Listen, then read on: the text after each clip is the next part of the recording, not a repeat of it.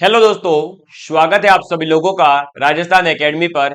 मैं प्रवीण सिंह आप सभी लोगों के साथ में। जैसा कि आप सभी लोग जानते हैं, लगातार NVS lab attendant, Rajasthan lab assistant, EMRS lab attendant, LDC, CET, Rajasthan के विभिन्न प्रकार के एग्जाम, साथ ही साथ जो भी आपके केंद्र लेवल पर साइंस से रिलेटेड एग्जाम होते हैं उनके लिए क्लासेस लेकर के आता हूं। और आप सभी लोग हमारे साथ में लगातार जुड़े हुए हैं। हमने 2022 में भी एनवीएस लैब अटेंडेंट के लिए क्लासेस प्रोवाइड करवाई थी और कई विद्यार्थियों का चयन हुआ था। साथ ही साथ ईएमआरएस लैब अटेंडेंट के लिए भी हमने क्लासेस प्रोवाइड करवाई थी। और अब जो है पुनः एनवीएस लैब अटेंडेंट की वैकेंसी आ चुकी है। आप सभी लोगों ने उसका नोटिफिकेशन देख लिया होगा। यदि नोटिफिकेशन और प्रीवियस ईयर के पेपर आप देखना चाहते हैं तो हमारे Telegram channel Rajasthan academy Sirohi पर अवेलेबल है। आप लोग जाकर के जो है वो प्लेलिस्ट आपकी उसके अंदर पीडीएफ वगैरह सब कुछ अवेलेबल है, आप वहां पर देख सकते हैं। साथ ही साथ हमारे यूट्यूब चैनल पर ही एनवीएस से रिलेटेड वीडियोस भी अपलोड है, वो वीडियोस भी आप लोग देख सकते हैं। और आज के इस वीडियो के अंदर मैं डिस्कस करने वाला हूं कि एनवीएस लैब अटेंडेंट के लिए जो 2024 की अभी भर्ती आई है उसके लिए आपका एक पोर्शन देखा होगा आपने, सब्जेक्ट स्पेसिफिक नॉलेज का।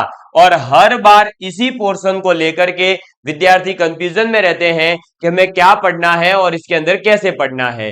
तो मैं सबसे पहले आज आप लोगों को सब्जेक्ट स्पेसिफिक नॉलेज के अंदर क्या क्या पढ़ना है वो टॉपिक वाइज पूरा का पूरा जो है सिलेबस लेकर के आया हूं। अब कुछ विद्यार्थी सोच रहे होंगे कि जब topic wise syllabus main website के नोटिफिकेशन पर ही नहीं है तो सर कहां से लेकर आए। तो बेसिकली जो ईएमआरएस का लैब अटेंडेंट का एग्जाम हुआ, आपके एनवीएस के 2 लैब अटेंडेंट के एग्जाम हुए, इन तीनों पेपर को एनालाइज करने के बाद में और राजस्थान के अंदर भी जो है लैब असिस्टेंट की वैकेंसी आती है, इन पेपर के लेवल को देखते हुए और जो जो टॉपिक आपके पूछे गए हैं उनको एक तरह से एनालाइज करने के बाद में मैंने कुछ इंपॉर्टेंट टॉपिक जो है हर विषय के अलग अलग निकाल लिए हैं। तो उन टॉपिकों को यदि आप अच्छे से तैयार कर लेते हैं तो आप साइट में से लगभग 50 क्वेश्चन तक जो है आप कवर कर जाएंगे। बाकी के बचे हुए जो 10-5 क्वेश्चन रहेंगे वो ऐसे रहेंगे कि जो आपको जो है जनरल, मतलब आपका एक केवल और केवल ये कह सकते हैं कि आपको कितनी जो है साइंस की समझ है उसके आधार पर कर पाएंगे। जैसे कि 2022 के पेपर में क्वेश्चन आया था कि मिथ का मीनिंग क्या होता है। अब मिथ जो है वो कोई टॉपिक के अंदर नहीं है, वो आपकी समझ पर डिपेंड करता है कि मिथ का मतलब आप जानते हैं कि एक ऐसा ही फैक्ट जिसका कोई साइंटिफिक जो है प्रूफ नहीं हो। तो अब ये चीज किसी टॉपिक में थोड़ी मिलेगी, साइंस के नहीं मिलेगी। मिथ मतलब मिथ होता है, वो आपको समझ में होनी चाहिए, ठीक है। तो ऐसे कुछ क्वेश्चन जो एग्जाम में आ जाते हैं उनको जो है छोड़ करके बाकी के जो मोस्ट क्वेश्चन कहां से आते हैं वो मैं आपके साथ में आज डिस्कस करने वाला हूं। और हम ये देखेंगे कि इसके अंदर क्या पढ़ना है। और मैं आप लोगों के लिए एक शानदार से खुशखबरी भी लेकर के आया हूं, वो इस वीडियो के एंड में बताई जाएगी। अब देखिए, सबसे पहले आपको यह समझना होगा कि सब्जेक्ट स्पेसिफिक नॉलेज के अंदर आपको बेसिकली पढ़ना है एक तो बायोलॉजी का पोर्शन, दूसरा आपको पढ़ना है फिजिक्स और तीसरा आपको पढ़ना है केमिस्ट्री, ठीक है। एक तो ये पढ़ना तो ये सब्जेक्ट है, फिजिक्स, केमिस्ट्री और बायोलॉजी। तीनों के तीनों का जो लेवल है वो आपको अभी 10th लेवल के हिसाब से पढ़ना है। क्या करना है? 10th लेवल के हिसाब से पढ़ना है। यानी 10th लेवल की जो एनसीईआरटी की पुस्तकें हैं उनके आधार पर आपको पढ़ना है, उनको अच्छे से तैयार करना है, उन कॉन्सेप्ट्स को पहले क्लियर करना है, ठीक है। अब देखिए, पर सब्जेक्ट वाइज हमें कौन कौन से टॉपिक पढ़ने हैं। तो बायोलॉजी के अंदर अगर मैं बात करूं तो जो ज्यादातर क्वेश्चन पूछे गए हैं वो इन टॉपिकों से पूछे गए हैं। कौन कौन से टॉपिक हैं? तो सबसे पहला टॉपिक और सबसे आसान टॉपिक, और ये कहें कि जहां से बायोलॉजी की हम शुरुआत मान सकते हैं, कोशिका, सेल। और सेल के ऊपर क्वेश्चन जो है तीनों ही एग्जाम में आया हुआ है, तो सेल टॉपिक आपको एकदम अच्छे से तैयार करना है। अब सेल के अंदर सेल के टाइप्स तैयार करने हैं, सेल के जो अलग अलग पार्ट्स होते हैं उनके बारे में थोड़ा थोड़ा आपको पढ़ना है, और इनके विशेष जो कुछ अंग होते हैं उनके बारे में जरूर आप जो है डिटेल में थोड़ा पढ़ें। जैसे माइटोकॉन्ड्रिया है, लाइसोसोम है, केंद्रक है, इनके बारे में थोड़ा सा अच्छे से पढ़िएगा। कोशिका झिल्ली है, किसके बने हुए होते हैं, इनके बारे में, ठीक है। फिर आपको पढ़ना है मानव शरीर के जितने भी तंत्र होते हैं उन सभी तंत्रों के बारे में अब तंत्र के अंदर आपका जो है तंत्रिका तंत्र भी आ जाएगा, नर्वस सिस्टम एक तो, ठीक है, आपका रक्त परिसंचरण तंत्र आ जाएगा, आपका जनन तंत्र इसके अंदर आ जाएगा, आपका पाचन तंत्र इसके अंदर आ जाएगा, आपका उत्सर्जन तंत्र इसके अंदर आ जाएगा, आपका कंकाल तंत्र इसके अंदर आ जाएगा, ठीक है। ये चीजें भी आपको पढ़नी है। अब ऐसा नहीं कि मानव शरीर का मतलब बस शरीर देख लिया हो गया, नहीं, शरीर के अंदर अलग अलग सभी तंत्रिका तंत्र मतलब आपका पूरा का पूरा मस्तिष्क, मस्तिष्क के बाद में पूरे शरीर में जो सर्कुलेट होने वाला आपका ब्लड है, खून है, उसके बारे में आपको पढ़ना है। फिर आपका जन्म कैसे हुआ है, जनन तंत्र के अंदर आपको वो पढ़ना है। फिर पाचन तंत्र, जो भी आप खा रहे हैं वो शरीर के अंदर कैसे पाचित हो रहा है, उससे रिलेटेड जितने भी अंग है उन सभी के बारे में, गुर्दा, किडनी, इन सभी के बारे में पढ़ना है। और फिर उत्सर्जन तंत्र और कंकाल तंत्र, कंकाल तंत्र के अंदर सबसे बड़ी हड्डी कौन सी है, सबसे छोटी हड्डी कौन सी है, हड्डियां किससे मिलकर के बनी होती है, कौन से भाग में कितनी हड्डियां होती है, नवजात शिशु जो नया एकदम बच्चा जन्म होता है तब बच्चे के अंदर कितनी हड्डियां होती है, बड़ा होने पर उसके अंदर हड्डियां कितनी रह जाती है, आपके हड्डियों को मजबूत करने के लिए कौन सा विटामिन जो है लाभदायक होता है, ये सब चीजें आपको इसके अंदर पढ़नी है। इसके बाद में नेक्स्ट आ जाता है मानव रोग के बारे में। तो मानव से संबंधित जितने भी रोग हैं उनके बारे में पढ़ेंगे, वो चाहे फिर जो है किसी विटामिन की कमी से होते हो या किसी पर्टिकुलर पदार्थ की कमी से, जैसे आयोडीन की कमी से होता है, आयरन की कमी से रोग होता है, इनके बारे में आपको पढ़ना है। और संक्रमण रोगों के बारे में, असंक्रमण रोगों के बारे में आपको पढ़ना है, ठीक है। और कौन कौन से रोग, जैसे कि मच्छर से कौन से रोग होते हैं, प्रोटोजोआ से कौन से होते हैं, जीवाणुओं से कौन से होते हैं, कवक से कौन से होते हैं, बैक्टीरिया से कौन से होते हैं, वायरस से कौन से होते हैं, ये सब आपको इसके अंदर पढ़ना है। इसके बाद में नेक्स्ट आपके आ जाता है आनुवांशिकी, जेनेटिक्स, जिसके अंदर आपका जैसे मानव का लिंग निर्धारण, यानी बच्चा जो होगा वो कौन सा होगा, यानी लड़का होगा या लड़की होगी, ये कैसे डिसाइड होता है, इसमें कौन सा फैक्टर काम करता है, इंसान के कितने गुणसूत्र होते हैं, कितने गुणसूत्र जोड़े होते हैं, आपके लिंग गुणसूत्र कितने होते हैं, अलिंग गुणसूत्र कितने होते हैं, और जो है आपके मेंडल के नियम जो है वो पढ़ लेना, 10th क्लास में दे रखे हैं, वो सब आपको इसके अंदर पढ़ना है। फिर थोड़ा बहुत आपको जैव विविधता और पारिस्थितिकी यानी कि एनवायरमेंट से रिलेटेड आजकल हर जगह क्वेश्चन पूछा जा रहा है, तो आपको भी थोड़ा बहुत एनवायरमेंट के बारे में पढ़ना है कि एनवायरमेंट जो है कौन से घटकों से मिलकर बना होता है, ओजोन डिप्लेशन क्या है, आपका जो है प्रदूषण कैसे हो रहा है, ग्रीन हाउस गैसेस कौन सी होती है, सीएफसी क्या होता है, इनके बारे में थोड़ा थोड़ा इसके अंदर पढ़ना है। ये और बता दूं कि इन सभी टॉपिक को कोई पीएचडी लेवल पर जाकर के नहीं पढ़ना है, केवल एक हमें समझ हो कि हाँ ये टॉपिक किसके बारे में बात करता है, तब भी आपका काम हो जाएगा। इसके बाद में मानव भोजन के बारे में पढ़ना है, संतुलित भोजन क्या होता है, इसके अंदर कौन कौन से विटामिन पाए जाते हैं, प्रोटीन के स्रोत कौन से हैं, वसा का स्रोत क्या होता है, कार्बोहाइड्रेट के खनिज लवण कौन कौन से पाए जाने चाहिए, विटामिन कितने प्रकार के होते हैं, कौन से विटामिन की कमी से कौन सा रोग होता है, और साथ ही साथ हर एक विटामिन का जो रासायनिक नाम है वो जरूर आपको याद होना चाहिए, और कौन से विटामिन में कौन सा तत्व पाया जाता है, जैसे कि कार जो B12 होता है उसके अंदर कोबाल्ट पाया जाता है, ये पूछा जा सकता है। विटामिन ए की कमी से रतौंधी रोग होता है, वो आपको पता होना चाहिए। विटामिन सी जो है आपका कौन सी कमी, इसका वैज्ञानिक नाम क्या है, इसकी वजह से कौन सा रोग होता है, कौन कौन से विटामिन जल के अंदर घुलनशील होते हैं, कौन से विटामिन जल के अंदर घुलनशील नहीं होते हैं, वो पूछा जा सकता है। या फिर ये पूछा जा सकता है कि कौन सा विटामिन है जो हमें सूर्य से प्राप्त होता है, वो हमारे शरीर में किस प्रकार के रोग उत्पन्न कर सकता है, ये चीजें इसके अंदर पढ़नी है। फिर जितने भी आपने ये अभी तक के 6 टॉपिक पढ़े, इनके अंदर आने वाले जो भी इंपॉर्टेंट वैज्ञानिक हो उनके नाम पता होने चाहिए, उन वैज्ञानिकों के द्वारा क्या किया गया है वो पता होना चाहिए, और साथ ही साथ शाखाओं के बारे में भी आपको साइंस की पता होनी चाहिए, कि जैसे कि जेनेटिक्स के अंदर आप किसकी स्टडी करते हो, है ना, एनवायरमेंट में किसकी स्टडी की जाती है, आपके कोशिकाओं का अध्ययन क्या कहलाता है, आपके मानव रोग का अध्ययन क्या कहलाता है, मानव शरीर का अध्ययन क्या कहलाता है, रक्त के बारे में पढ़ना क्या कहलाता है, पाचन तंत्र के बारे में पढ़ना क्या कहलाता है, तंत्रिका तंत्र को जो स्टडी करते हैं न्यूरोलॉजिस्ट कहलाते हैं, ऐसी शाखाओं के बारे में थोड़ा सा नाम पता होने चाहिए। जैसे क्वेश्चन आता है ना कि पर्यावरण के अध्ययन को क्या कहते हैं, तो क्या कहते हैं उनको, पर्यावरणविद कहते हैं, इकोनॉमिक्स कहते हैं, ऐसे क्वेश्चन आपसे इसमें थोड़े बहुत पूछे जा सकते हैं।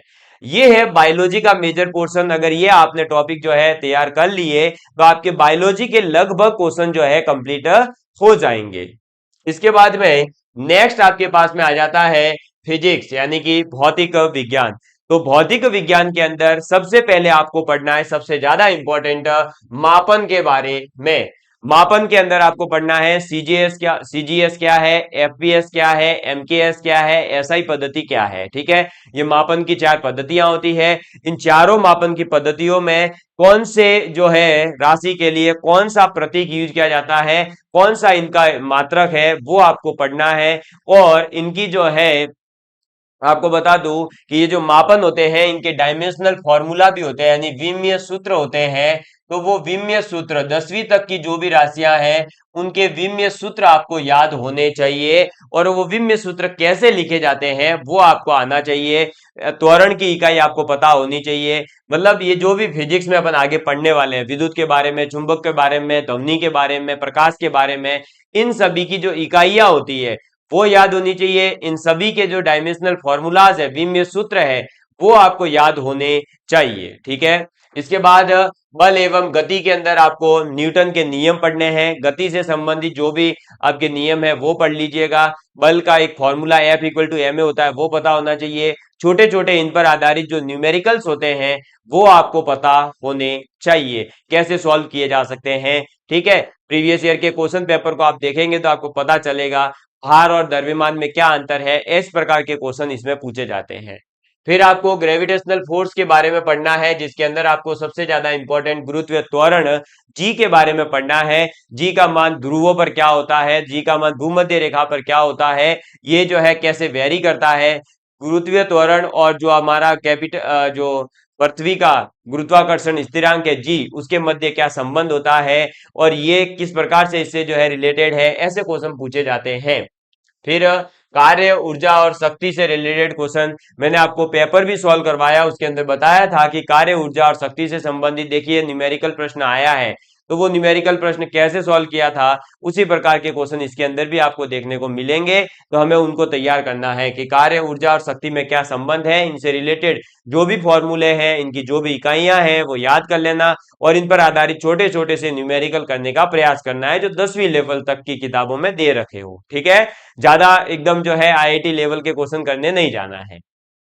इसके बाद प्रकाश के बारे में पढ़ना है। प्रकाश का परावर्तन पढ़ लेना, अपवर्तन पढ़ लेना, पूर्ण आंतरिक परावर्तन के बारे में पढ़ना है। ठीक है, इसके बाद आ जाता है तरंग गति और ध्वनि के बारे में। तो डॉपलर इफेक्ट क्या होता है, ध्वनि के अंदर जो फ्रीक्वेंसी है उसका मतलब क्या होता है, पिच का मतलब क्या होता है, किसकी पिच ज्यादा है, किसकी पिच कम होती है, आपका टाइम पीरियड यानी आवर्त काल क्या होता है। ठीक है, ये सब आपसे पूछा जाएगा। फिर विद्युत के बारे में तो आपसे पूछा ही गया था कि दो चीजों को अगर रगड़ रहे हैं तो किसके ऊपर पॉजिटिव चार्ज आएगा, किस पर नेगेटिव चार्ज आएगा। इसमें यूज होने वाली विद्युत धारा है, आवेश है, इनके मात्रक क्या होते हैं, इनका प्रेजेंटेशन कैसे होता है। चुंबकत्व के अंदर भी यही चीजें पढ़नी है, उष्मा और ताप के अंदर भी यही पढ़ना है। साथ ही साथ फ्लूइड डायनेमिक्स वगैरह जो है वो थोड़ी बहुत आपको पढ़नी है। तो ये है फिजिक्स के इंपॉर्टेंट 8 टॉपिक जो आपको अच्छे से तैयार करने हैं, इनकी अंडरस्टैंडिंग आप बना लीजिएगा। इसके बाद में नेक्स्ट आ जाता है केमिस्ट्री के अंदर। तो केमिस्ट्री के अंदर भी आपको पढ़ना है अणु एवं परमाणु के बारे में, इलेक्ट्रॉन, प्रोटॉन, न्यूट्रॉन के बारे में। अणु किससे मिलकर बने होते हैं, परमाणु किससे मिलकर बने होते हैं, यौगिक किससे मिलकर बने होते हैं, मिश्रण किससे मिलकर बने होते हैं, तत्व किससे मिलकर बने होते हैं, ऐसे क्वेश्चन पूछे जाएंगे। फिर धातु कौन कौन से हैं, अधातु कौन कौन से हैं, उप धातु कौन कौन से हैं, और कुछ मिश्र धातुओं को याद कर लेना जैसे कि पीतल है, गन पाउडर है, मतलब कांसा है, आपका जर्मन सिल्वर है, सोल्डर मशीन के लिए यूज होने वाली धातु है, उनके नाम याद कर लेना। वो आपसे सीधे सीधे पूछे जा सकते हैं कि इसके अंदर कौन कौन से धातुओं को मिला करके मिश्र धातु तैयार की जाती है। इसके बाद आपके आ जाता है अम्ल, सार और लवण के बारे में। किसके बारे में, अम्ल, सार और लवण के बारे में, यानी एसिड, बेस और जो हमारा लवण यानी कि आप कह सकते हैं सॉल्ट। ठीक है, तो एसिड, बेस और सॉल्ट के बारे में पढ़ना है। एसिड के कुछ नाम याद कर लेना और सॉल्ट के कुछ नाम याद कर लेना और आपको बेस के कुछ नाम याद करने हैं। ठीक है, और कुछ कुछ जो भी आप केमिस्ट्री के अंदर पदार्थ पढ़ोगे जैसे सोडियम क्लोराइड के बारे में पढ़ोगे, सोडियम कार्बोनेट के बारे में पढ़ोगे, सोडियम बाइकार्बोनेट के बारे में पढ़ोगे, तो ये किस नेचर के होते हैं ये हमें पता होना चाहिए। रासायनिक बंध, केमिकल बॉन्ड और केमिकल रिएक्शंस क्या होती है वो पढ़ लेना। बहुलक यानी कि पॉलीमर्स के बारे में आप पढ़ लेना। नियॉन है हमारा, ठीक है, नाइलॉन है, पॉलीमर है, इसके बारे में पढ़ लेना। आपका प्लास्टिक के बारे में पढ़ लेना, पॉलीथीन के बारे में पढ़ लेना। फिर जो भी इंपॉर्टेंट कुछ कार्बनिक यौगिक है, जैसे कार्बनिक अम्ल होता है, उनके बारे में पढ़ लेना, एथीन के बारे में, मीथेन के बारे में, कार्बन क्लोरोफ्लोरोकार्बन के बारे में पढ़ लेना। ठीक है, ये चीजें इसके अंदर आपको पढ़नी है मेजर रूप से। तो केमिस्ट्री के ये कुछ 6 टॉपिक है, 8 आपके फिजिक्स के टॉपिक है और 6-7 आपके बायोलॉजी के। तो अल्टीमेटली लगभग जो है 20 टॉपिक है, जिनकी अगर साइंस के अंदर समझ है तो आप जो है अपने एनवीएस लैब अटेंडेंट के अंदर एक अच्छा स्कोर कर सकते हैं। और आप पेपर को देखेंगे तो इन्हीं टॉपिकों के इर्द गिर्द है। हाँ, कुछ 2-4 क्वेश्चन ऊपर नीचे है, मैंने पहले ही बोला कि साइड के साइड कवर नहीं होंगे टॉपिकों से। अब मैं अगर जो है एक क्वेश्चन एक बार कभी आया है और उसके लिए यहाँ टॉपिक बढ़ा दूं, तो ऐसे तो फिर पूरी की पूरी साइंस पढ़नी पड़ेगी। और पूरी साइंस अगर हमें पढ़ने बैठ गए तो अभी हमारे पास जो है बहुत ज्यादा फिर समय चला जाएगा। और अभी तक हमारे पास कोई एग्जाम डेट वगैरह डिक्लेयर है नहीं कि कब हो सकता है। और पहले ही बता दूं कि नवोदय और इनके जो है एग्जाम डेट ऐसा नहीं है कि पोस्टपोन हो गए वगैरह हो गए, बहुत रेयर केस में ऐसा होता है। इसलिए हमें ये मानकर चलना चाहिए कि हमारे पास अगर 2 से 3 महीने हैं तो हम मुश्किल से पहले जो है 20 टॉपिक को तैयार कर लेवे। फिर अगर हमारे पास समय रहेगा तो हम इसके अंदर जो है क्वेश्चंस के माध्यम से और थोड़े थोड़े टॉपिकों को पढ़ लेंगे, लेकिन पहले हमें इन टॉपिकों को पढ़ना है। अब मैं आप लोगों के लिए खुशखबरी ये लेकर के आया हूं कि हम प्रयास करेंगे कि बहुत ही जल्दी आप लोगों के लिए YouTube के ऊपर ही कंप्लीटली फ्री ऑफ कॉस्ट जो है सब्जेक्ट स्पेसिफिक नॉलेज का कोर्स अवेलेबल करवाया जाए। और मान लीजिए कि यदि हम जो है फ्री ऑफ कॉस्ट आप लोगों को पूरा का पूरा कोर्स अवेलेबल नहीं करवा सकें, भाई हो सकता है कि हम YouTube पर थ्योरी क्लास अवेलेबल करवा दें, तो आपको एमसीक्यू क्लास तो जो है थोड़ी सी पेड रखनी ही पड़ेगी हमें, क्योंकि सभी चीजें फ्री ऑफ कॉस्ट पॉसिबल नहीं हो पाती है। तो आप लोग जो है अपनी तरफ से एक बार प्लीज कमेंट करके जरूर बताएं कि आपकी तरफ से जो है हमें एनवीएस लैब अटेंडेंट के सब्जेक्ट स्पेसिफिक नॉलेज की अगर थ्योरी और एमसीक्यू बैच मिक्स लॉन्च करें तो कितना चार्ज रखना चाहिए, एमसीक्यू बैच का चार्ज अगर रखें तो कितना रखना चाहिए, थ्योरी बैच का रखें तो कितना रखना चाहिए। जो आप लोग बताएंगे हम उसी के अकॉर्डिंग यहां पर रखने वाले हैं चार्ज। और हम पहले तो कोशिश कर रहे हैं कि फ्री ऑफ कॉस्ट ही, जैसे हमने राजस्थान लैब असिस्टेंट का कंप्लीट अवेलेबल करवाया है, जैसे एलडीसी का कंप्लीट फ्री अवेलेबल करवाया है, वैसे ही आपके एनवीएस लैब अटेंडेंट का भी course free of cost available करवाया जाए। लेकिन फिर भी अगर जो है भाई आपको अब सब चीजें सुविधाएं यहाँ पर चाहिए होगी, जैसे एमसीक्यू क्वेश्चंस की भी आप डिमांड रखेंगे, फिर नोट्स की भी डिमांड रखेंगे, तो उसको देखते हुए अगर हम ये करना चाहें तो कितना करना चाहिए। अभी तक हमने पेड के बारे में कोई प्लानिंग नहीं की है, जो आपकी तरफ से प्लानिंग होगी उसी के अकॉर्डिंग हम कर देंगे। बाकी फ्री क्लासेस ये मान के चलिए कि बस अब जो है आपको 3 से 4 दिन के अंदर ही हम क्लासेस प्रोवाइड करवाना शुरू कर देंगे। धन्यवाद, जय हिंद, जय Bharat, love you all of you, please take care and please share with your friends. जुड़े रहिए, स्वस्थ रहिए, मस्त रहिए और पढ़ाई में व्यस्त रहिए। धन्यवाद।